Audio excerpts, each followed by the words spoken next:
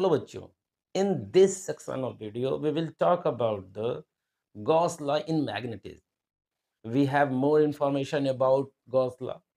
Gauss law का statement क्या था? Gauss law state that about the magnetic electric flux generated by electric charge in the free space is 1 by is a epsilon naught times to the magnitude of the charge.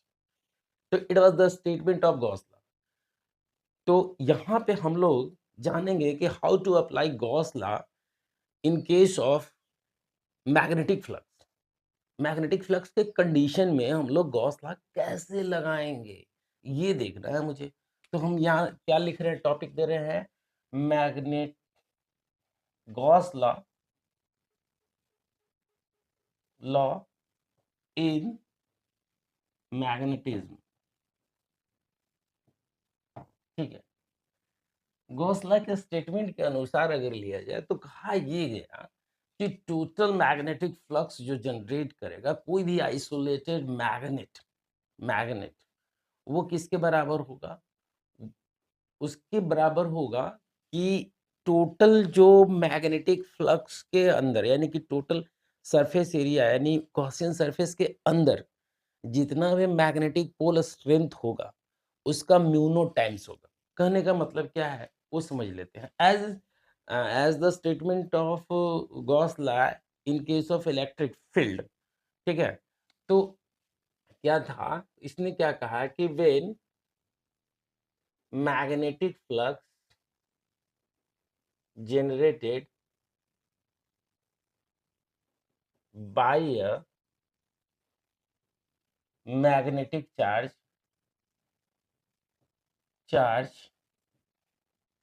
will be equal to the mu naught times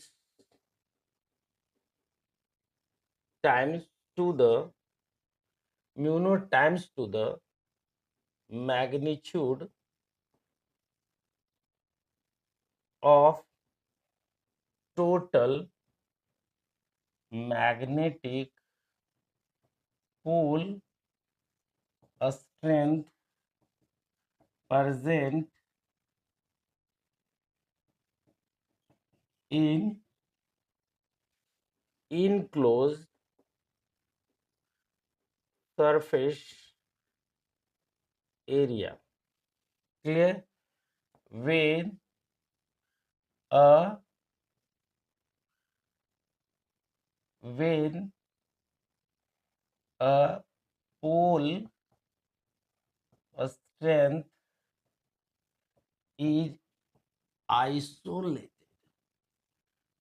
मतलब कि अगर कल्पना करो कि कोई एक पोल वाला unipolar magnet हो। Unipolar magnet हो मतलब समझ रहे हो ना, एक पोल वाला मैग्नेट हो। तो उस कंडीशन में क्या कहा गया कि उस कंडीशन में कहा गया कि भाई साहब अगर कोई एक पोल हो और उससे मैग्नेटिक फ्लक्स निकल रहा हो, मान लो निकल रहा हो इससे, तो इस तरह से मैग्नेटिक फ्लक्स निकलेगा, इस तरह से, इससे मैग्नेटिक फ्लक्स इस तरह से निकलेगा, निकलेगा ना, बिल्कुल निकलेगा। ठीक, तो उस कंडीशन में मैग्नेटिक फ्लक्स जो होगा यानी कि फाइव बी अगर ले लें तो बी डॉट डी एस लें और डी एस क्लोज इंटीग्रेशन, तो ये किसके होगा, mu not times to the pole strength enclose by the that particular given Gaussian surface area. अब बताओ कि ये तो इम्पॉसिबल है, ऐसा संभव नहीं है कि a magnet present unipolar behaviour, कोई एक मैग्नेट में नॉर्थ पोल होगा तो साउथ पोल होगा। अगर ऐसा होता है तो क्या होगा? तो उस कंडीशन में क्या हो गया कि we know that a magnet is always bipolar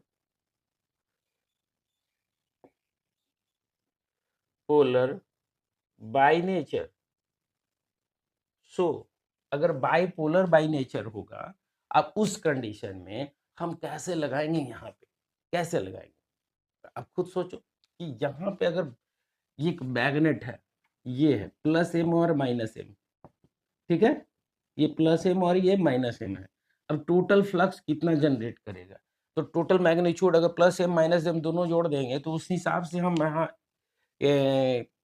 calculate करें कि कितना आएगा इसका मैग्नेटिक फ्लक्स, ठीक है? हुँ?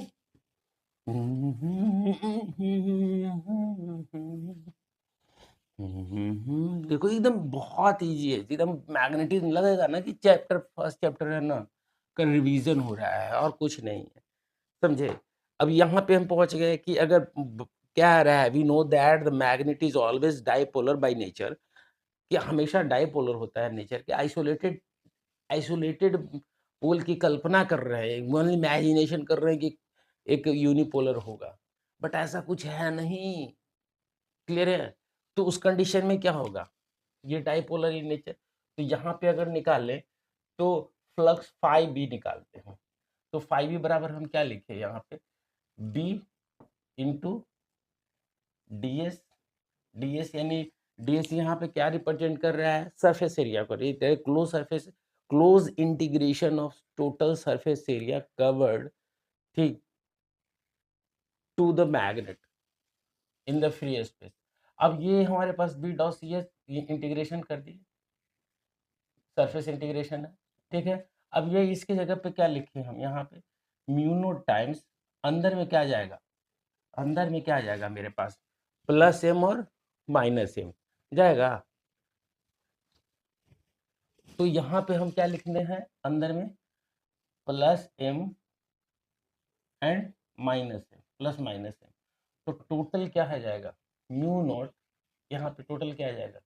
0, यानी हमारे पास आया five b equal to b dot d s close integration surface integration, ये क्या आया? 0। मतलब कि एक मैग्नेट, सो टोटल फ्लक्स जो निकलेगा वो क्या होगा? 0 होगा। अब रही बात कि हेलो, रही बात कि ये जो आप कर रहे हैं वो ऐसे कैसे कर रहे हैं? तो ऐसा इसलिए भी किया जा रहा है कि आप ये खुद सोचिए कि एक मैग्नेट है और मैग्नेट से निकलने वाला टोटल फ्लक्स जो हो रहा है, तो फ्लक्स एक साइक्लिक नेचर का है। अगर कहीं पे मैग्नेटिक फील्ड मिलता है मुझे, तो वो तो साइक्लिक नहीं का, एक से निकलेगा और दूसरे में इन कर जाएगा, ठीक? तो फ्लक्स बाहर आउट कहाँ हुआ? क्लियर है ना? आउट तो हो ही नहीं रहा है। अगर हम यहाँ पे एक मैग्नेट का इमेजिनेशन करते हैं, ये नॉर्थ है, ये साउथ है, यहाँ से निकला ये इसमें गया, यहाँ से निकला ये इसमें गया। अब एक क्लोज़ सरफेस एरिया ले लो आप इसके, अब इसके बाहर कहाँ जा रहा है मैग्नेटिक लाइन्स? जा रहा है? नहीं जा रहा है। तो उस कंडीशन में बताइए कि क्या होगा? और मैग्नेटिक फ्लक्स हो या इलेक्ट्रिक फ्लक्स हो, केवल टर्म को यूज़ करके फ्लक्स का डेफिनिशन दे सकते हैं। जैसे कि मैग्नेटिक फ्लक्स में हमने इलेक्ट्रिक फ्लक्स में क्या डेफिनिशन दिया गया था? इलेक्ट्रिक फ्लक्स में डेफिनिशन दिया गया है कि total electric field line passing through the given surface area, ठीक? तो उसको जैसे कि यहाँ पे हम लोग निकाले थे इस तरह से, इलेक्ट्रिक फील्ड में देख लेना आप, ये अगर सरफेस एरिया है और ये लाइन्स, ये मैग्नेटिक फील्ड है बी, जो कि मैग्नेटिक फील्ड लाइन्स के लिए रिस्पॉन्सिबल है, ठीक है? अब यहाँ पे ये है एरिया वेक्टर, तो हम आपको याद होगा फ्लक्स इलेक्ट्रिक का निकला था E into D s close integration surface area, जो कि म्यू नॉट टाइम्स था। अब इस केस के लिए क्या हो रहा है? इस केस के लिए क्या होगा? इस केस के लिए ये प्लस एम है, ये मेरा माइनस एम है, तो total magnetic field strength in close, total magnetic field strength जो होगा वो इस क्लोज इन सरफेस के अंदर कितना हो जाएगा? 0 हो जाएगा। तो ये हो गया। अब खुद सोचो कि यहाँ पे इस ऊपर वाला जो स्टेटमेंट है, उस स्टेटमेंट के अनुसार अगर कहें तो हम लिख सकते हैं कि इससे कि from above expression,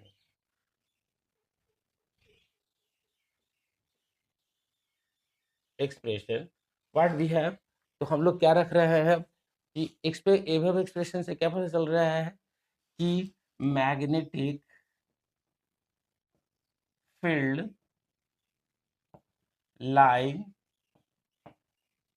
is cyclic by nature and magnet always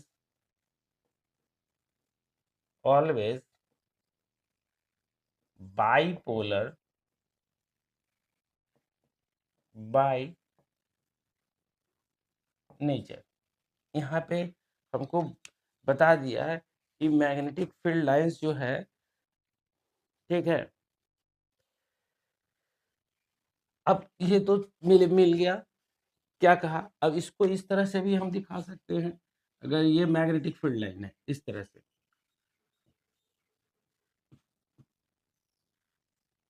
ये सरफेस एरिया है, ये इस तरह से जा रहा है, ठीक।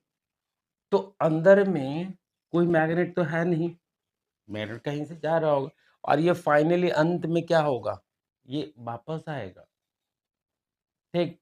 तो उस स्थिति में अंदर में कोई मैग्नेट, इस स्थिति को भी अगर कंसीडर करें, मान लो कि कोई मैग्नेटिक फील्ड लाइन जा रहा हो, जा रहा हो, जा रहा हो, और बीच में कोई सरफेस एरिया डाल के हम पूछे कि बताओ कि मैग्नेटिक फ्लक्स कितना है, तो एक क्लोज सरफेस एरिया के अंदर कोई मैग्नेट है ही नहीं। तो उस स्थिति में भी मैग्नेटिक फील्ड फ्लक्स का वैल्यू क्या हो जाएगा, 0 हो जाएगा। क्लियर है? लेकिन अगर कहे कि नहीं, एक मैग्नेट है रखा हुआ है फ्री स्पेस में, और उस पे मैग्नेटिक फील्ड लाइंस को बताना है आपको, कहेंगे ठीक है भाई, कर लो। अब उसमें एक का पोल स्ट्रेंथ प्लस है और दूसरे का माइनस। अब ऐसा संभव ही नहीं है ना कि एक मतलब 2 एक मैग्नेट बनाओ जिसका 2 डिफरेंट पोल स्ट्रेंथ, ऐसा पॉसिबिलिटी नहीं है। एक पॉजिटिव अगर जितना होगा उतना नेगेटिव होगा। तो इस तरह से हम देखे कि मैग्नेटिक फील्ड लाइन यानी मैग्नेटिक गॉस थ्योरम कैसे यहाँ पे मैग्नेटिक फ्लक्स के केस में वो क्या कर रहा है? वो बता रहा है कि मैग्नेटिक फ्लक्स जो होगा वो 0 होगा, ठीक? लेकिन अगर एक आइसोलेटेड आइसोलेटेड की बात करेंगे, आइसोलेटेड पोल्स की बात, एक पोल की बात करेंगे, तो उस कंडीशन में कुछ ना कुछ फ्लक्स होगा, और वो फ्लक्स का वैल्यू कितना होगा? Mu not times to the magnitude of the pole strength, ठीक है? जो कि ये बताया गया था, जो कि स्टेटमेंट में भी लिखवाया गया था। तो आपने देख लिया ये सारा कुछ। तो ये वीडियो आपको कैसा लगा? मुझे कमेंट सेक्शन में ज़रूर बताइए। कुछ नहीं तो कम से कम लाइक कीजिए, और नहीं तो थोड़ा-सा सब्सक्राइब कर लीजिए। उससे थोड़ा अगर और ज़्यादा चाहते हैं इस आदमी का कुछ भला हो जाए, तो शेयर कर दीजिए। Thank you. धन्यवाद।